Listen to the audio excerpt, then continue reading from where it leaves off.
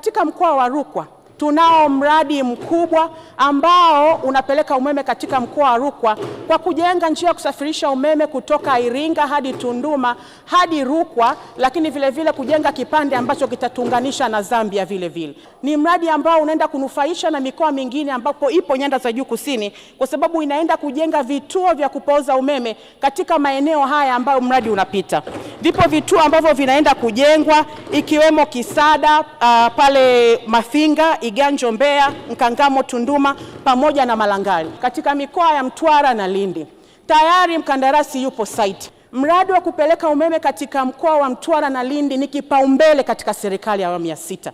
Na mradi huu umeanza kwa kujenga njia ya umeme kutokea Songea kwenda Tunduru, Masasi hadi Maumbika. Tarehe 25 tumeanza kulipa fidia katika eneo la Tunduru hadi Masasi takriban bilioni 4.6, na eneo lililobakia la Songea kuelekea na Mtumbo na Tunduru tutaendelea kulipa fidia hiyo ya takriban bilioni 2.7.